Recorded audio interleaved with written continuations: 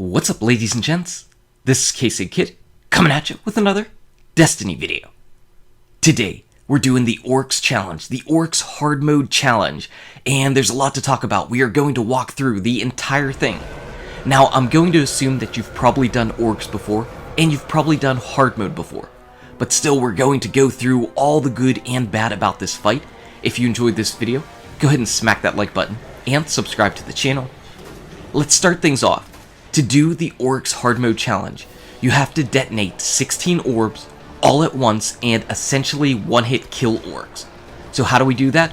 Well, we'll walk you through that as we go along. You can see that my loadout is the Raid Pulse Rifle.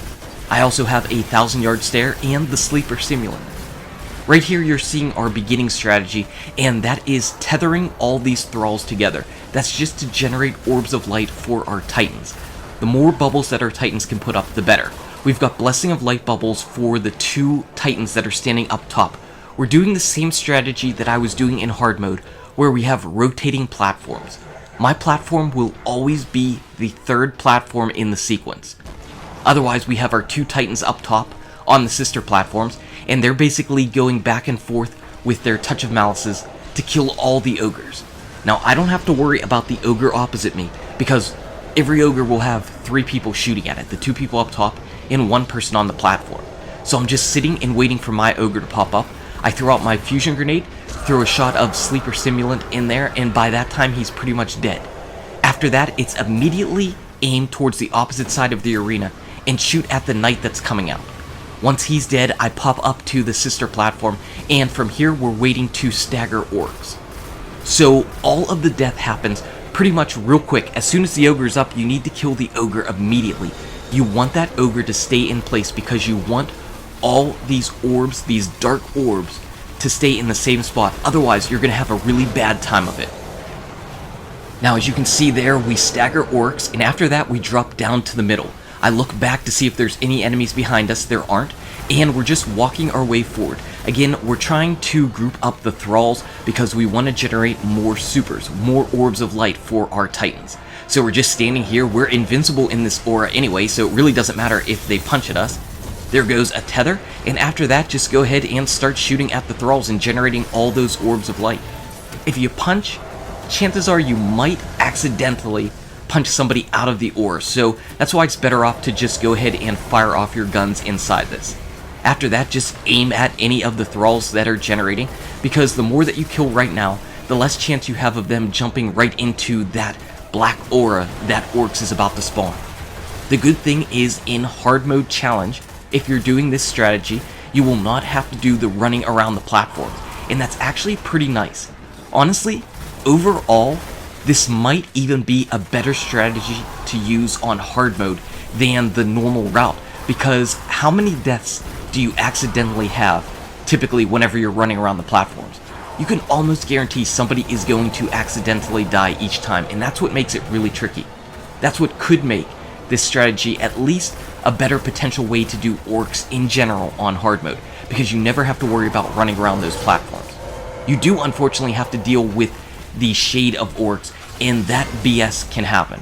You see, as soon as I got spawned back, I didn't have any chance to do anything. I immediately try to jump whenever I get teleported back, but it's so random when it actually happens that I got teleported immediately as the shade was swinging, and I died.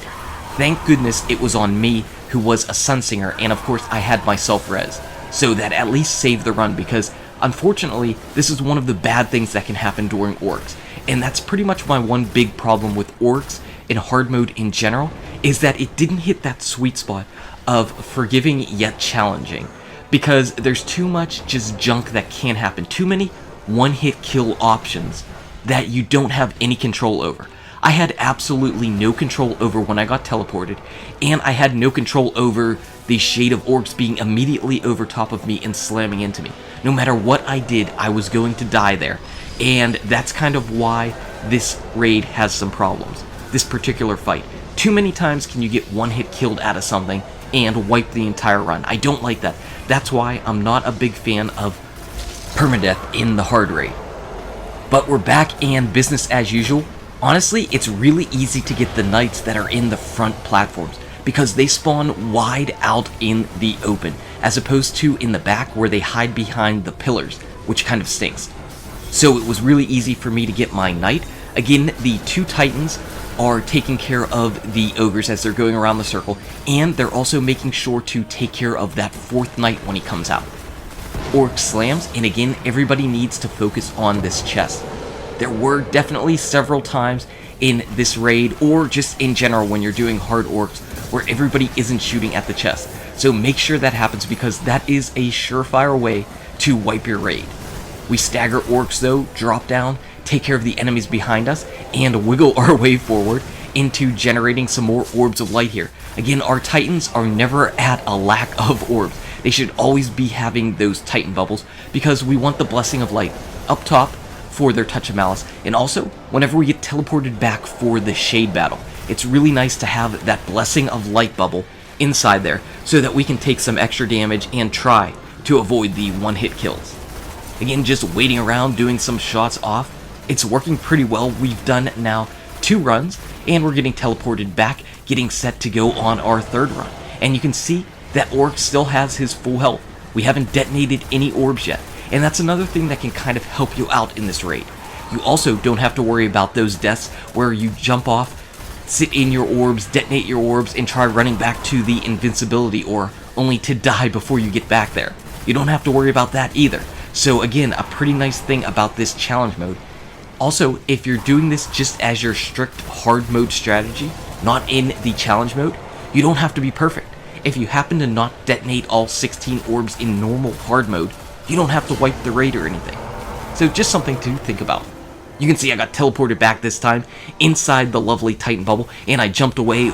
The shade of Oryx wasn't there to slam on top of me. It worked out really well. Just putting in some shots with the sniper rifle, if it was loaded, if it was only loaded. Now, I typically recommend to have a machine gun for this part of the fight, for dealing with the shade. Unfortunately, since I have the sleeper simulant on for the ogres, I don't have that.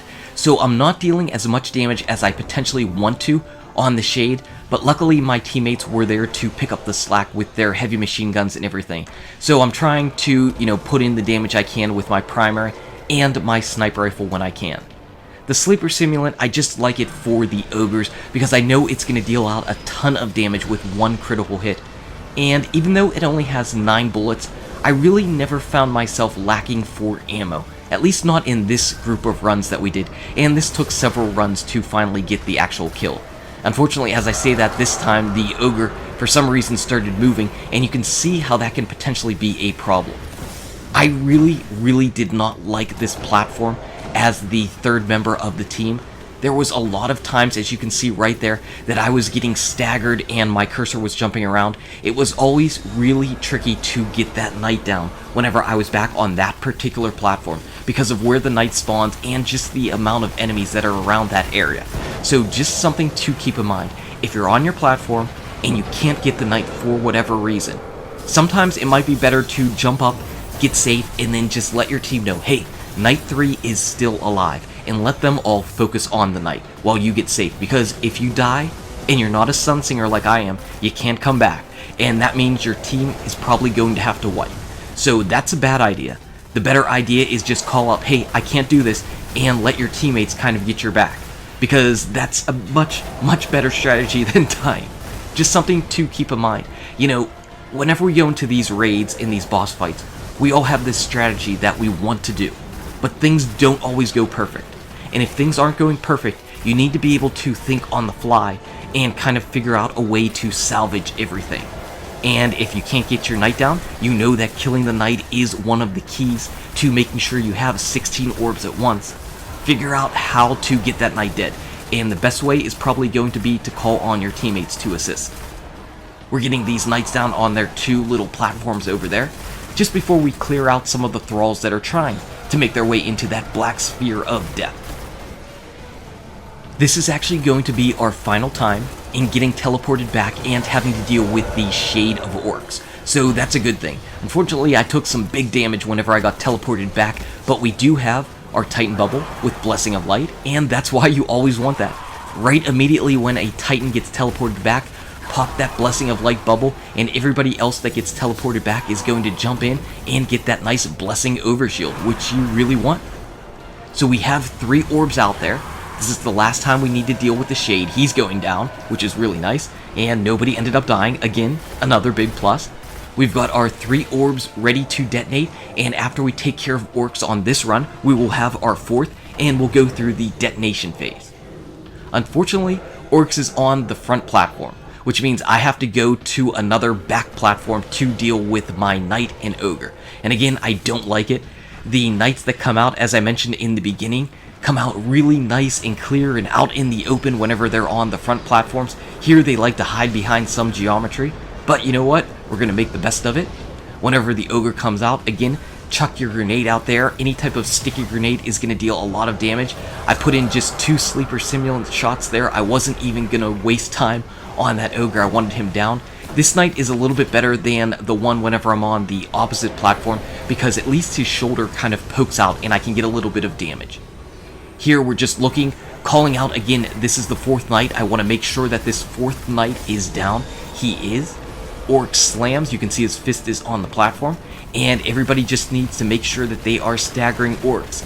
This time I'm using my sniper rifle because I'm not taking any chances at all. Oryx staggers, we're taking 5 seconds to deal out any damage we can to the ads that are out there, just chucking a grenade and then running towards our orbs to detonate them. Now what I recommend is staying in your orbs until you see your name pop out. I'm not even bothering counting, I'm just standing here until I see my name detonate all 4 orbs of light. I don't care about dying right there. 1, because I'm a Sun Singer, and 2, if I don't detonate all 4 of those orbs, we're not going to complete the challenge mode anyway. So it's really not worth it. It's not worth you getting back to the aura and not detonating your orbs. Oryx is back up here, and even if you have only 2 or 3 people, you can take his chest down anyway, off that final sliver of life. Sleeper stimulants to the chest, Oryx goes away, challenge mode is completed. So there goes Oryx, flying off into oblivion like he's done so many times before. And we start getting our loot. We get an emblem, we get our last calcified fragment, we get a ship, and we get gear and worm spore, enough to break your entire loot feed. All kinds of good stuff, and a grimoire card, which I'll probably never read.